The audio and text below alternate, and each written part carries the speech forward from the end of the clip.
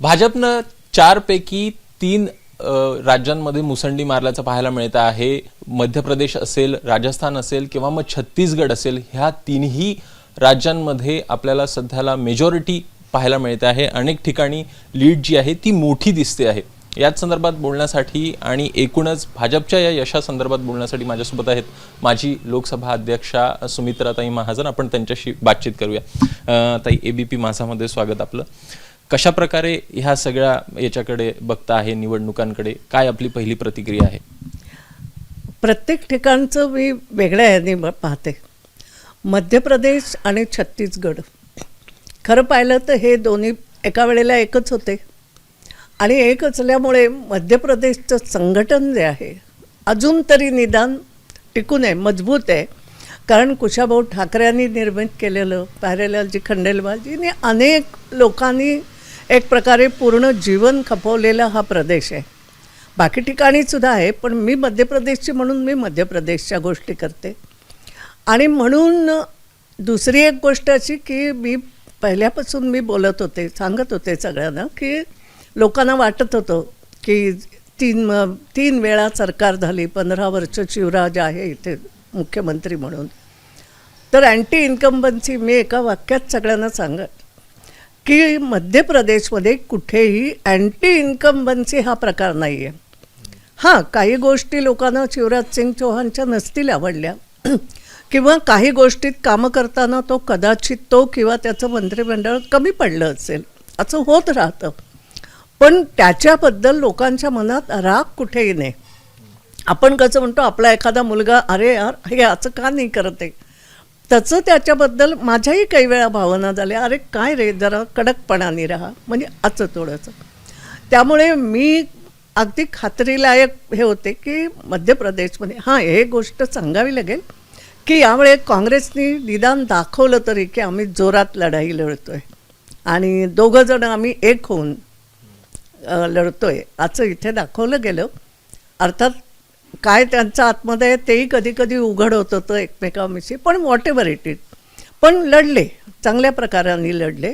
आणि म्हणून खूप लोकांच्या मनात संशय निर्माण झाला होता. पण आम्हाला खात्री होती, कारण शिवराज सिंगजींनी ज्या अनेक गोष्टी चालवल्या, सुरुवातीपासून लाडली लक्ष्मी केलं, लाडली बहीण आहे, अनेक योजना केल्या.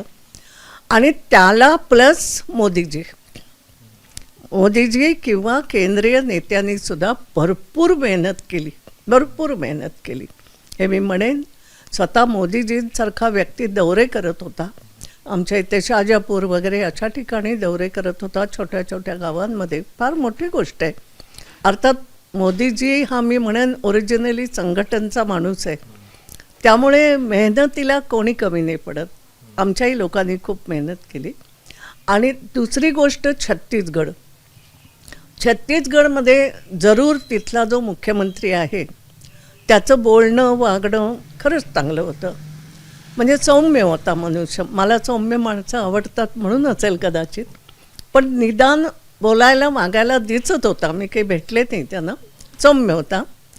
काही गोष्टी त्याने चांगल्याही केल्या, जसं छत्तीसगडी भाषेला महत्त्व दिलं, छत्तीसगडिया असं एक त्याने स्थापित करण्याचा प्रयत्न केला.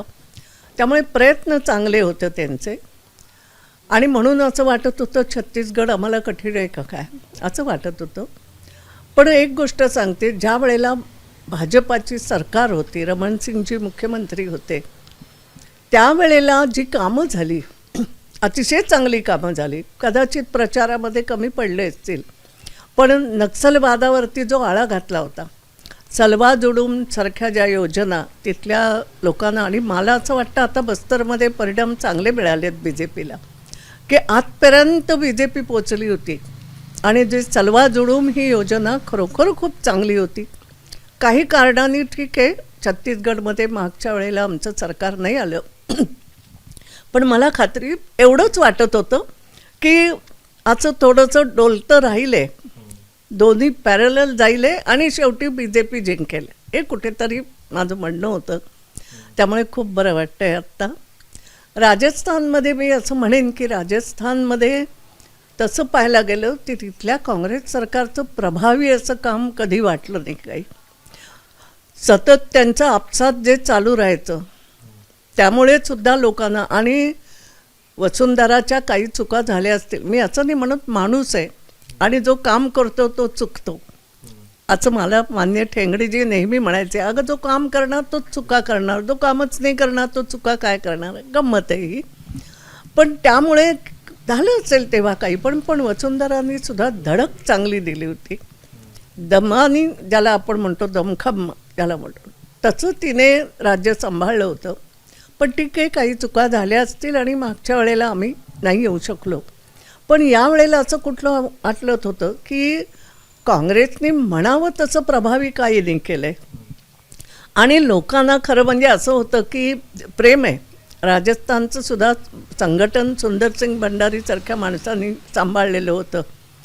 त्यामुळे अजूनही भाजपाचा जो कार्यकर्ता आहे त्याला भाजपाबद्दल प्रेम आहे.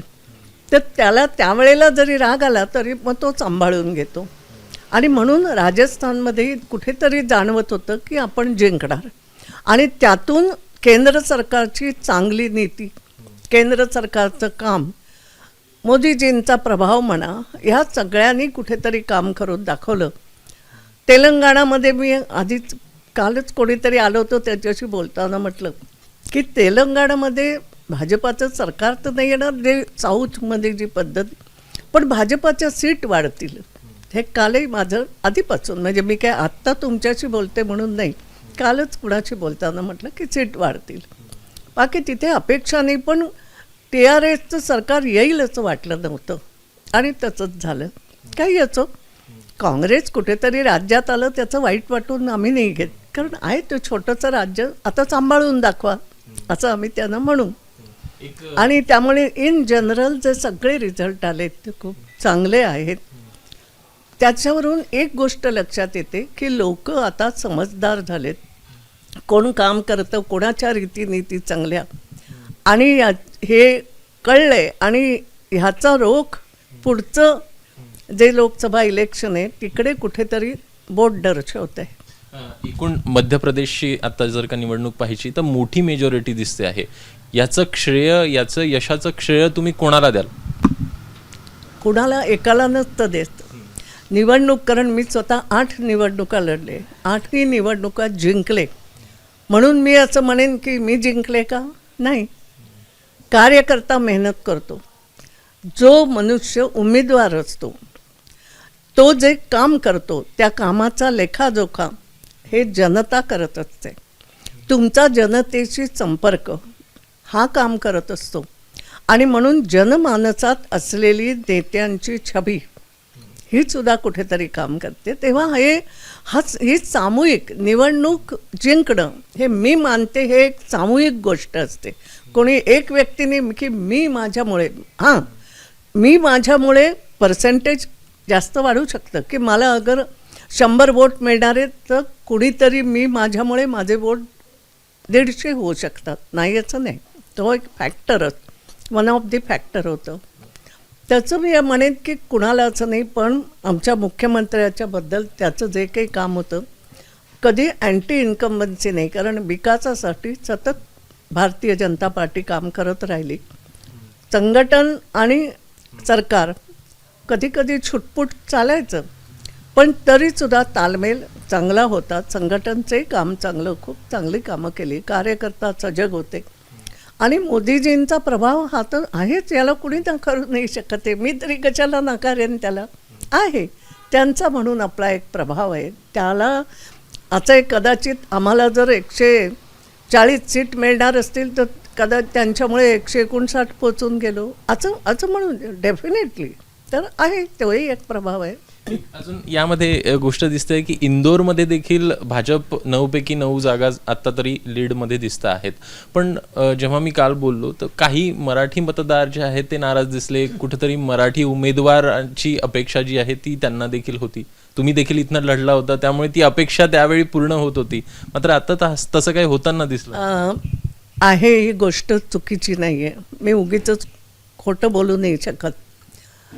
पूर्ण मध्य प्रदेशातच थोडीशी नाराजी आहे मराठी मतदाता किंवा मराठी कार्यकर्ता, आणि ती याच्यासाठी आहे, माझ्यापर्यंतही पोचलं आहे ते सगळं, की मध्य प्रदेशमध्ये मराठी नेतृत्व पहिल्यापासून चांगलं राहिलं.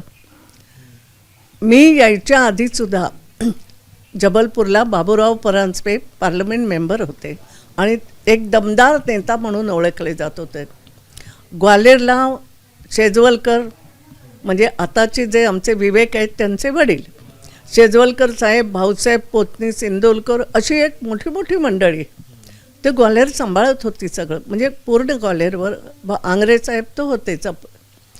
इकडे बघाल तर होशंगाबादला आमचे मधुकरराव हरण्यांसारखा मनुष्य होता, विधायक होता, मंत्री राहिला. आता तुम्ही बघाल तिकडे याच्याजवळ बीना हे तर उत्तर प्रदेशाच्या थोडं जवळ जातं, म्हटलं तर सगळा हिंदी भाग.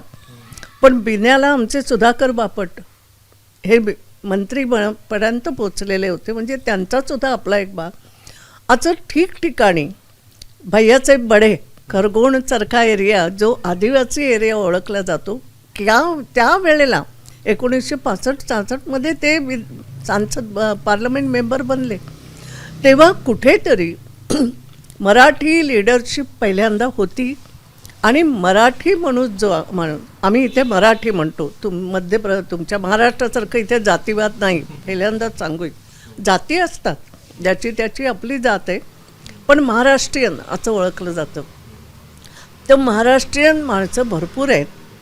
आणि खरोखरच मी असं म्हटलं तर चुकीचं नाही होणार की 99% महाराष्ट्रीयन माणूस हा BJPला वोट देतो, जनसंघापासून, आजचं नाही, जनसंघापासून आजपर्यंत. आणि त्यामुळे त्या वोटरला महत्त्व नाही दिलं गेलं किंवा त्यांच्या नेतृत्वाला महत्त्व नाही दिलं गेलं. बरं, नेतृत्व हे महाराष्ट्रीयन माणसाचं इकडे थोडं कामडाऊन असतं, म्हणजे शांततेने कामं करतात. महाराष्ट्रीयन खूप संस्था आहेत, साहित्यिक संस्था, अनेक कलांच्या संस्था, त्यांचा एक प्रभाव आहे समाजावरती.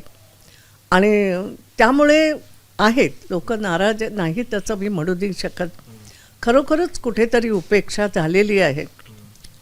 आणि पण एवढंच आहे, मी नेहमीच म्हणते की काही झालं तरी महाराष्ट्रीयन वोट किंवा भाजपाचा जो वोट आहे तो सहसा सरकत नाही. माझा 8 चुनावचा अनुभव आहे. काँग्रेसचाही काही वोटर तसाच आहे, म्हणजे जसं मी भाजपाच म्हणते असं नाही, काँग्रेसचाही वोटर आता सरकायला लागला आहे, अति झाल्यावर जसा सरकतो. त्यामुळे भाजपाने सुद्धा सावध व्हायला पाहिजे, अति नाही होता का मग. पण थोडीफार नाराजी आहे, पण वोटर सरकत नाही आमचा कुठे सुद्धा. तेवढं. एक शेवटचा प्रश्न, मुख्यमंत्री तुम्हाला कोण आवडेल म्हणलेलं, म्हणजे छत्तीसगड असो किंवा मग मध्य प्रदेश? प्रश्न असा आहे, सुमित्रा महाजनच्या आवडीचा थोडी प्रश्न आहे. मुख्यमंत्री आपल्या पद्धतीने निवडला जाईल, पार्टीची बैठक होईल, बैठकीमध्ये काय वाटतं, विधायक जे निवडून आलेत त्या विधायकांचं म्हणणं काय आहे हे पोचेल. आणि मग केंद्रीय नेतृत्व, संसदीय आमचं हे सगळे मिळून डिसिजन घेतील. आपली आवड थोडी असते, असं व्यक्तिगत आवड काही नसते पार्टी चालवताना.